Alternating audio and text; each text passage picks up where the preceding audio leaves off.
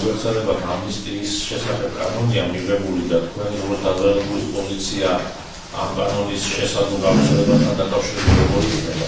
ანუ ზეამაღლობებს თუ გამოუშვებენ, შემიძლია რომ ამ დათმობაზე წავიდე და ნახოთ ერთი ქართული ოცნება გაწირავს თუ არა თავის ერთგულ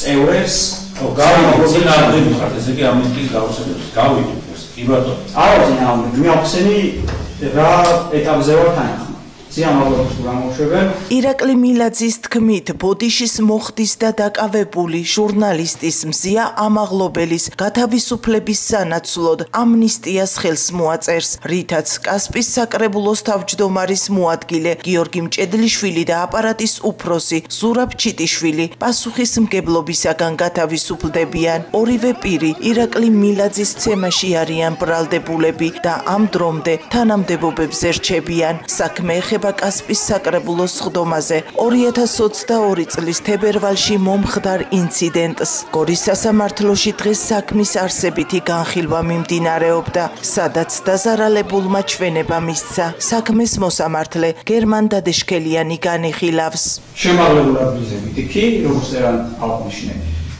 ყვიროდი ჯურა მონა და ასევე ახსენე რატო ყვიროდი მაგას რაც შემდგომ გამოხატვის თავისუფლება რა თქმა უნდა იმ მომენტში განვითარებული მოვლენებიდან გამომდინარე მივიღე ეგ გადაწყვეტილება რომ ეგრე მეთქვა და შემოღლებული ადგილიდან ჩამოვაგდო კამერაში ჩანს ეგ კარგად ჩემს მიერ გადაღებულ ვიდეოში და შემდეგ უკვე მოყვა ხელი მე როგორც სადმოყვა ხელი სახეში და შემდეგ მე როგორც გავარკვიე მეორე ადამიანი იყო საკრებულოს თავმჯდომარის მოადგილე როგორც მახსოვს გიორგი მჭედლიშვილი. ესე იგი შემოგვემაგდეთ იქ ჩამოგაგდოთ ზურაბ ჩიტიშვილის შემოღლებული ადგილიდან და ამ დროს მოხდათ ხელი.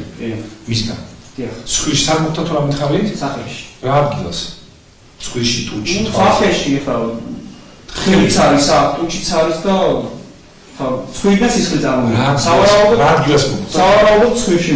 ამინისტია მიღებული და მე შემიძლია რომ ხელი მოვაწერო. კი ბატონო, განვაცხადია აქ რომ ხელს მოვაწერ, ჩემ ინტერესში არ შედის ამ ორი ადამიანის დაჭერა, მაგრამ საჯაროდ უნდა მოიხადონ ბოდიში, მე რაც დამიშავეს და შესაბამისად მზია ამაღლობელზე უფრო მეტი დანაშაული მათ ქმედებაში იკვეთება და შესაბამისად გამოუშვან მზია ამაღლობელი იმ რაღაცა მინიმალური სილის გაწვნისთვის და სასამართლოზეც ასევე აღნიშნე რომ დგებუაძეზე მეტად მართლა მეტკინა და განვიცადე და შევწუხდი ფაქტიურად უტყუარი მტკიცებულებებით ვიდეო კადრებით არის დადასტურებული და ეს თანამდებობის პირები არა თუ საპატიმრო დაწესებულებაში არიან, არამედ აგრძელებენ საჯარო სამსახურში საქმიანობას დაუბრკოლებლად. 3 წელია მიმდინარეობს ეს საქმე და არ ეტყობა რომ მომდევნო 3 წლის განმავლობაში პროკურატურა დაასრულებს ამ საქმის წარმოებას. თვითონ სასამართლოს სხდომაზეც სამწუხაროდ ვნახეთ ის რომ პროკურატურა აბსოლუტურად თითქმის ნეიტრალურ მდგომარეობაში იყო, არ დაუსვამს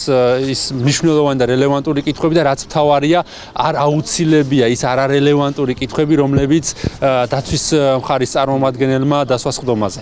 სასამართლოს სხდომის შემდეგ მედიასთან კომენტარი მხოლოდ საკრებულოს აპარატის უფროსმა ზურაბ ჩიტიშვილმა გააკეთა და მომხდარს დადგმული ცირკი უწოდა. არავინ არ უთავს ხელს და არ მოხდრია მაგას არანაირი შეფასება. აბა რა პოზიცია ზოგადად როგორია გითხარით ბატონო? ეს არის დადგმული ცირკი თქო გითხარით. კადრები არსებობს. ხო, მაგ კადრებსაც გაირკვევა ეგ კადრები. 2022 წლის 18 თებერვალს კასპის საკრებულოში მუშაობის საშუალება არ მიეცათ ჟურნალისტებსაც. მათ სხდომათა დარბაზი ძალის გამოყენებით დაატოვებინეს. რა საკეთებ? არ შეიძლება ჟურნალისტების გაშვება. ხო, დილივეთ ყორლიაში ხო არ ხარ? ეს საქმე სხვათა შორის გამოყოფილი იქნა იმ ძირითადი საქმიდან, რომელიც განვითარდა 18 თებერვალს კასპის მუნიციპალიტეტის საკრებულოში, როდესაც ჟურნალისტებს არ მისცეს შესაძლებლობა განეხორციელებინათ მათი საქმიანობა და ძალის გამოყენებით აბსოლუტურად უკანონოდ გამოიყვანეს საკრებულოს შენობიდან. ეს საქმე უკვე წასული არის სტრასბურგის ადამიანის უფლებათა ევროპულ სასამართლოში, იმიტომ რომ საგამოძიებო უწყებები სამწუხაროდ უარს ამბობენ ამ საქმის გამოძიებაზე და თაროზე აქვთ შემოდებული. ჩვენ უკვე მივიღეთ საბოლოო მოსაზრებები მთავრობისაგან და უკვე ველოდებით გადაწყვეტილებას ამ საქმეზე სტრასბურგის სასამართლოდან. საქმესთან დაკავშირებით მომავალი სასამართლოს სხდომა 25 აპრილს ჩაინიშნა.